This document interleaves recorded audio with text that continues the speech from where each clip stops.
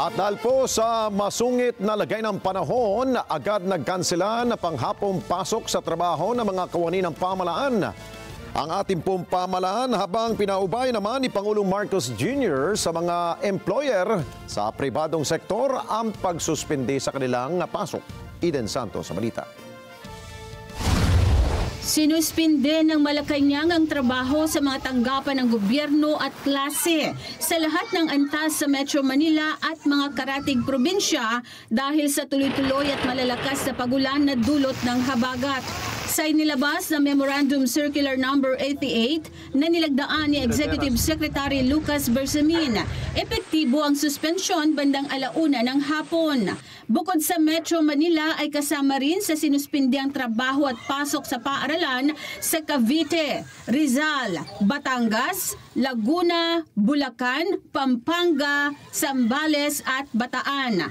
Gayunman, tuloy-tuloy ang mga kaukulang ahensya na sangkot sa paghahatid ng mga pangunahing serbisyo gaya ng pangkalusugan, pagtugon sa kalamidad at pagganap ng iba pang mahalagang serbisyo. Ipinauubaya naman ng Malacanang ang pagsuspinde ng trabaho para sa mga pribadong kumpanya. Pagkatapos ang anunsyo ng suspension sa trabaho, sunod-sunod na nag-uwian ang mga empleyado sa Malacanang, partikular ng mga pumapasok sa New Executive Building. Sa bahagi naman ng Quezon City, nagresulta ito ng mahabang pila sa libreng sakay ng lokal na pamahalaan. Sabay-sabay kasi na nag-uwian ang mga empleyado. Ilan sa mga nakausap ng Net25 News ang nagsabi na wala silang magawa sa late na anunsyo ng Malacanang. Ano magagawa ng oras ay makakasakay? Hapon na ng ulan. Pauwi. Nagpauwi, nag-suspension pala ng ano? Mali. Tama ba? Tapos, Dapat kanina pang umaga. okay lang. Yun talagang ng gobyerno eh. Siyempre tayo, nag-aantay lang tayo ng good signal ng pamahalaan.